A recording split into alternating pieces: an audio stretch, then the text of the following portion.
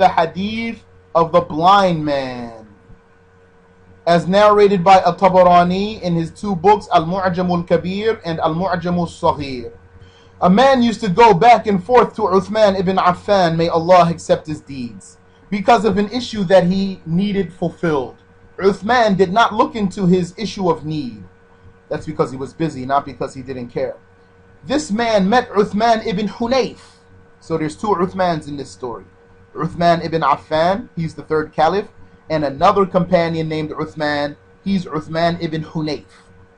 This man met Uthman ibn Hunayf and complained to him about that Uthman ibn Affan is not fulfilling his need. The Khalifa is not fulfilling his need. So Uthman ibn Hunayf said to him, go to the place of wudu, make wudu, pray 2 rak'ahs, and then say, Allahumma inni as'aluka wa atawajjahu ilayka bi nabiyyina Muhammadin nabiyyir rahmah. Ya Muhammadu inni atawajjahu bika ila rabbi fi hajati. Which means, O Allah, surely I ask you and I direct myself to you by our Prophet, the Prophet of mercy. O Muhammad, Ya Muhammad, I direct myself by you in my time of need so that my need would be fulfilled. Uthman ibn Hunayf said to him, then come to me so that I would go with you.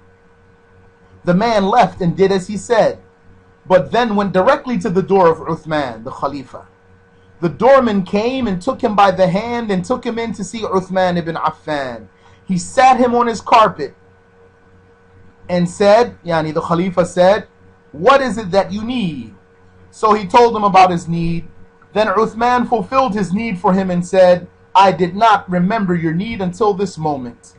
Then the man left Uthman and he met with Uthman ibn Hunayf and said to Uthman ibn Hunayf, may Allah compensate you.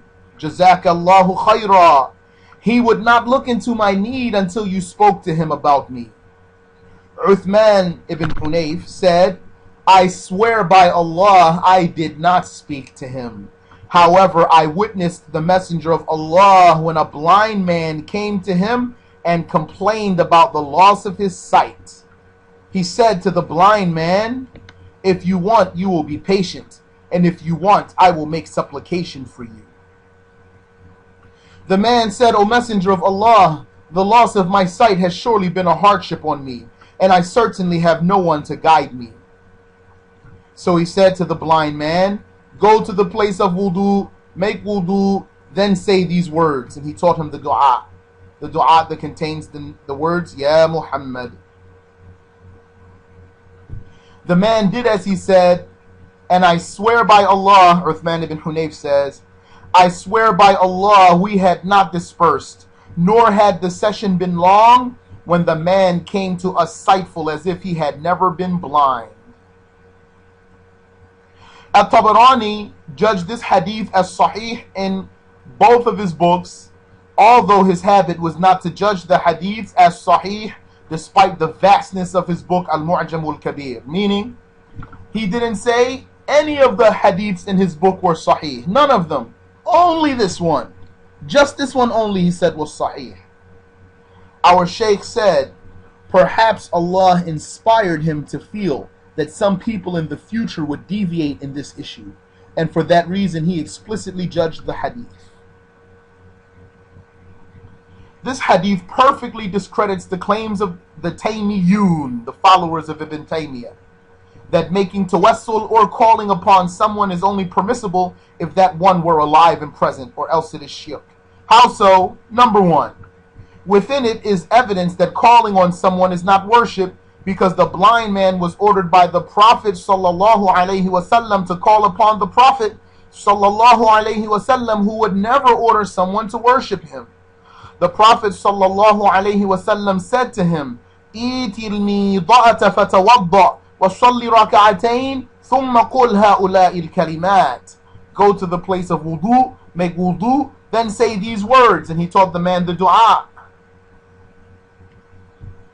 Number two, there's also proof that calling upon someone in his absence is permissible, because the man went away from the Prophet sallallahu alaihi wasallam when he called upon him, as proven by the saying of Ibn Hunayf, قال فوالله ما تفرقنا ولا طال بنا المجلس حتى دخل علينا الرجل كأنه لم يكن به ضر قط. He said, I swear by Allah, we had not dispersed, nor had the session been long, when the man came to us sightful as if he had never been blind. This means that he went away from the Prophet sallallahu alaihi wasallam as the Prophet sallallahu alaihi wasallam ordered him, and then came back. So he said, Ya Muhammad, in the absence of the Prophet.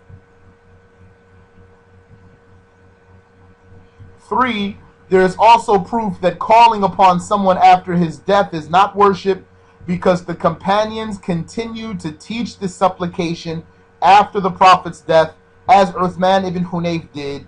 Also, the Hadith scholars continue to narrate the supplication without forbidding the people from applying it after the death of the Prophet sallallahu alaihi wasallam.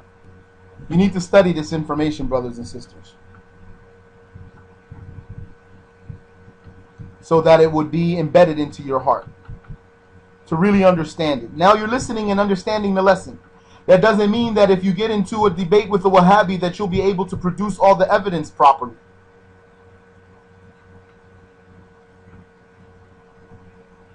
Hafiz al-Munziri documented that this hadith is narrated by At-Tirmidhi, An-Nasa'i, Ibn Majah, and Al-Hakim. And after that he said, At-Tabarani narrated it and mentioned a story at its beginning. Then he narrated the narration of At-Tabarani in its entirety, the thing we just read, and said immediately afterwards, after mentioning his chains of narration, At-Tabarani said the hadith is authentic. So how does Al-Albani weaken the hadith after At-Tabarani authenticated it and Al-Munziri agreed with him?